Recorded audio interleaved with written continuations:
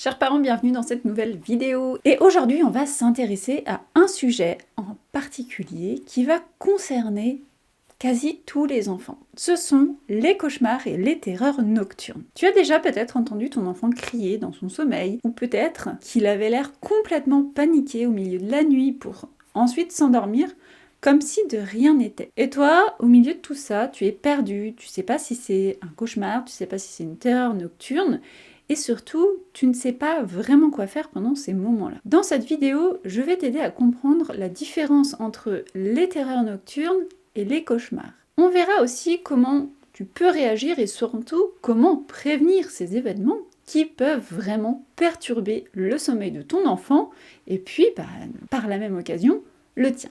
Alors, est-ce que tu es prêt à démystifier tout ça?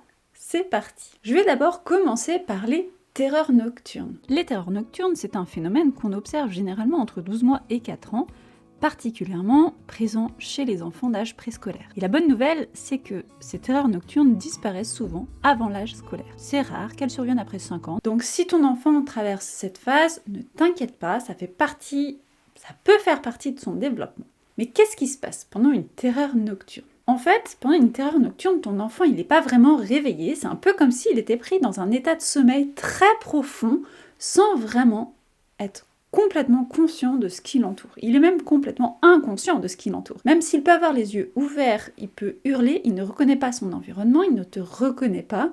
Il est vraiment dans une sorte de rêve éveillé. Les terreurs nocturnes surviennent en début de nuit, généralement dans les premières heures après l'endormissement, pendant les phases de sommeil profond. C'est à ce moment du sommeil que les phases de sommeil profond sont plus présentes, plus longues, plus profondes que par exemple en fin de nuit. Ça peut durer entre 1 minute à 5 minutes et pour certains enfants, ça peut se prolonger un petit peu plus longtemps. Une fois l'épisode terminé, l'enfant est plus calme et il ne se souvient de rien du tout. Il ne se souvient pas du tout de ce qui s'est passé. Si jamais il se réveille en plein milieu de la terreur, il risque de se sentir désorienté et un peu inquiet. Quels sont les signes d'une terreur nocturne? Ça va te permettre de reconnaître. Car l'enfant semble vraiment terrifié, mais il ne faut pas paniquer. Je te donne quelques signes qui te permettront de reconnaître une terreur nocturne chez ton enfant. Je te donne quelques signes qui vont te permettre de reconnaître la terreur nocturne chez ton enfant. Il peut crier, il peut hurler, mais vraiment tu as l'impression qu'il est désespéré, comme s'il avait vraiment peur. Il peut avoir un regard très vide, ou les yeux grands ouverts, les pupilles dilatées, et son regard est complètement perdu, comme si en fait il n'était pas là.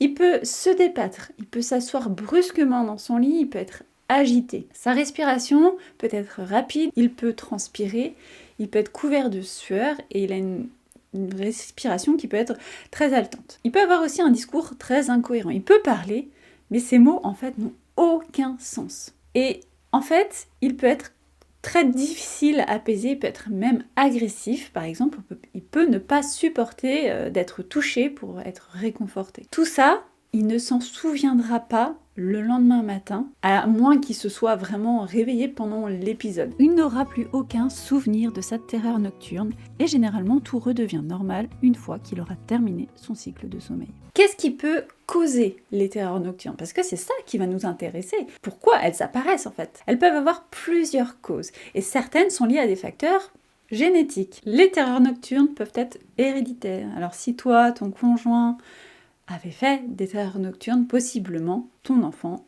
peut en faire à cause de ça. Pas de panique, du coup, si tu vois ton enfant traverser cette phase, c'est parfois dans les gènes. Mais il y a d'autres facteurs qui peuvent également déclencher ces épisodes. Par exemple, si ton enfant se couche plus tard que d'habitude ou est très fatigué, il peut avoir une récupération du sommeil plus intense et ça va modifier la durée et l'intensité de la phase de sommeil profond. Celle-là même où les terreurs nocturnes vont se produire. Il peut y avoir aussi les changements quotidiens qui peuvent être un facteur déclencheur. Si ton enfant traverse une période de stress comme une séparation, un déménagement, un changement de garde par exemple, ça peut également entraîner ces terreurs nocturnes.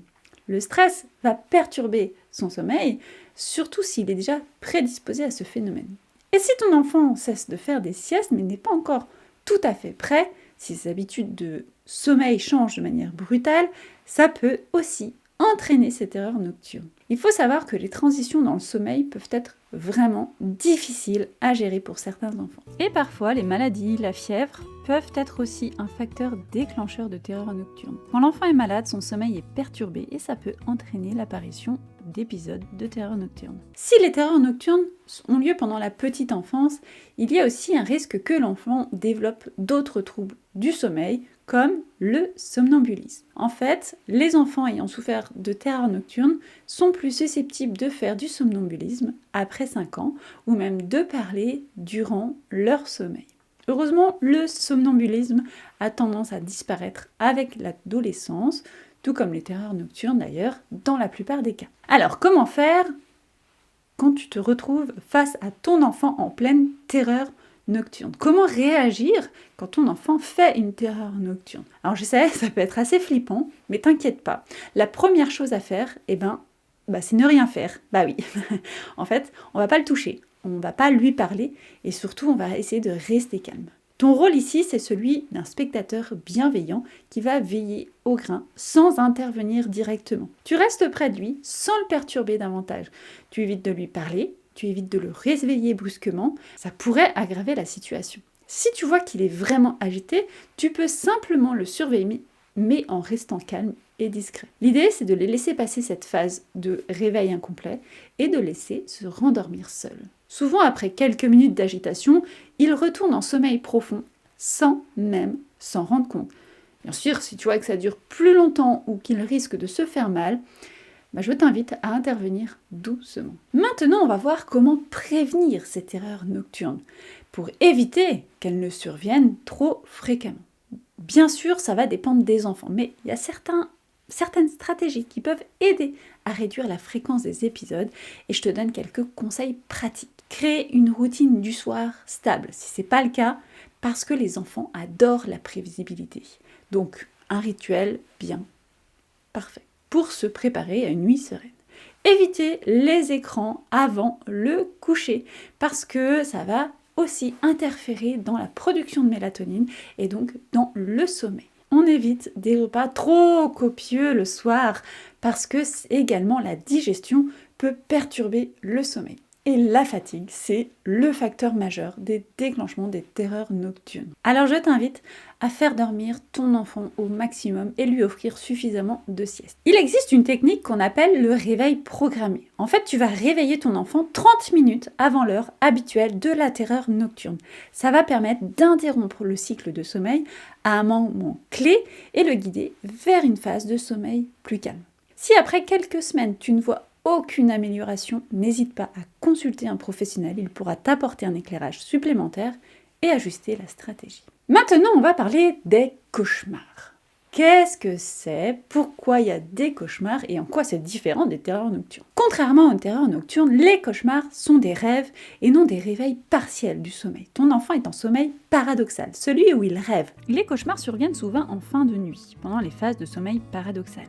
Là où il y en a plus. Alors, il y a du sommeil paradoxal sur tous les cycles de sommeil pendant la nuit, mais il y en a beaucoup plus en fin de nuit. Contrairement du coup au sommeil profond qui disparaît de plus en plus au fur et à mesure de la nuit et sur le dernier cycle, souvent on ne trouve plus du tout de sommeil profond. Pendant ces phases-là, il se réveille, il peut t'expliquer. Et contrairement aux terreurs nocturnes, il est conscient de ce qu'il a vécu dans son rêve. Comment tu peux réagir lors d'un cauchemar? Qu'est-ce que tu peux faire quand ton enfant a fait un cauchemar? La bonne nouvelle, c'est que ici, tu peux intervenir. Tu peux lui apporter ici du réconfort. Il a besoin de savoir que c'est juste un mauvais rêve et que tout va bien. Tu peux le prendre dans tes bras, tu peux la rassurer avec des mots simples. C'est un rêve, il n'y a rien de dangereux, tout va bien, tu es en sécurité. Si nécessaire, tu peux allumer une petite veilleuse, mettre un peu de musique douce pour un retour au calme.